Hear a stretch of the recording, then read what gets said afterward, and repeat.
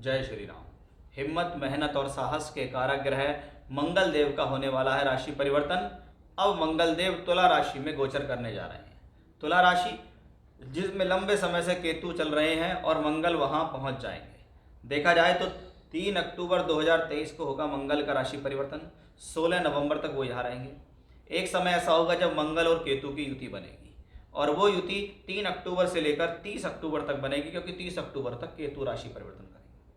इसके सप्तम भाव में देखें तो गुरु राहु का योग भी चल रहा होगा।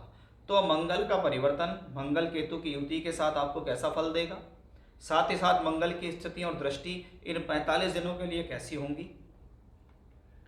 इस दौरान मंगल उत्तरा, फाल्गुनी, हस्त और चित्रा,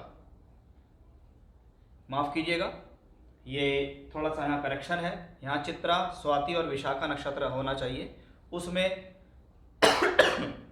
इसका नक्षत्र का गोचर मंगल का यहाँ रहेगा। उसका आपके जीवन पर क्या प्रभाव होगा, क्योंकि मंगल यहाँ तुला राशि में गोचर कर रहे हैं और ये तुला राशि शुक्र की राशि है जिसके लिए मंगल की मित्रता नहीं है। तो आइए शुरुआत करते हैं आज के इस वीडियो की और देखते हैं मंगल का तुला राशि के जातकों, मंगल का जो गोचर है ये मकर राशि के जातकों के लिए कैसा रहने वाला है। देखिए, आपकी राशि है मकर और मकर राशि के जो स्वामी ग्रह होते हैं वो होते हैं शनि। शनि दूसरे भाव में वक्री होकर चल रहे हैं, वो भी कहीं ना कहीं मजबूत ही है क्योंकि वो अपने ही भाव में बैठे हैं, अपनी मूल त्रिकोण राशि में बैठे हैं। आपको चल रहा है शनि की 7.5 का तीसरा चरण। कहीं ना कहीं तीसरा चरण कुछ ना कुछ राहत देने वाला मकर राशि के जातकों के लिए हुआ। हमारा आज का विषय है मंगल के लिए कि मंगल एक एनर्जी और साहस के ग्रह हैं जो अब आपकी राशि से दशम भाव के अंदर आएंगे। दशम भाव जो कि एक कर्म स्थान कहलाता है, यहाँ हमारे रोजमर्रा के कर्म भी हैं, यहाँ हमारी नौकरी भी है, यहाँ हमारा व्यापार भी है। अब उस जगह पर मंगल और केतु की युति बनती है।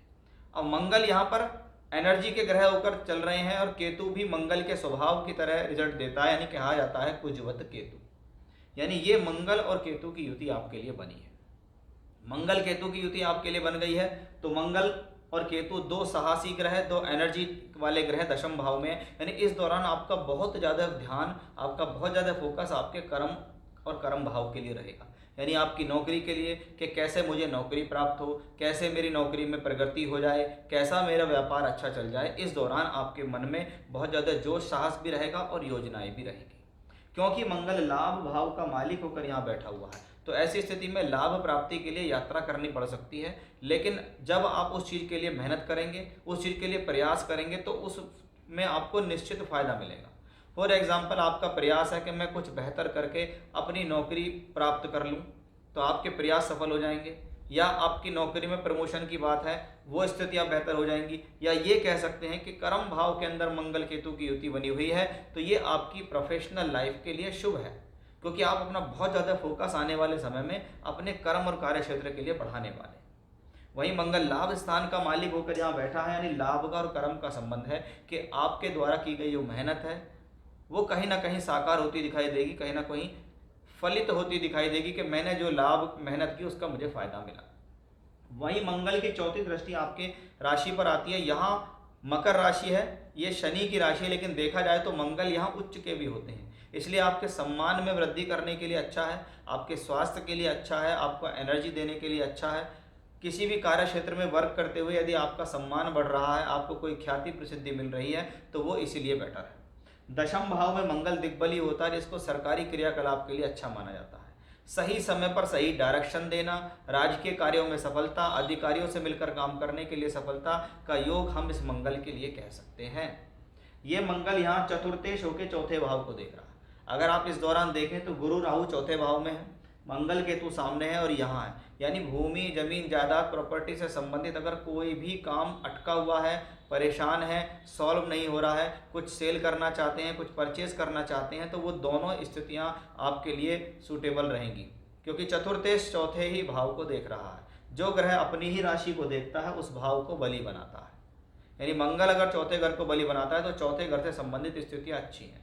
फॉर एग्जाम्पल, अगर आपका मशीनरी का काम है, टूल्स का काम है, हार्डवेयर का काम है, कंस्ट्रक्शन का काम है, किसी भी प्रकार से कोई इलेक्ट्रिक आइटम्स का काम है, कहीं फ्यूल का काम है, तो ये सब कामों में अगर आपका कोई भी रुझान है या चल करते हैं, इनसे संबंधित सेक्टर्स में नौकरी करते हैं तो ये आपके लिए ज़्यादा सूटेबल हो जाता है।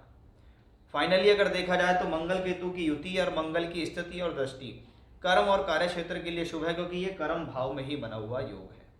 इस दौरान मंगल अपने नक्षत्र यानी 10 दिन तक शुरुआत में चित्रा नक्षत्र में रहेंगे, जो कि अपने आप में शुभ ही स्थिति है, क्योंकि मंगल अपने नक्षत्र में होंगे।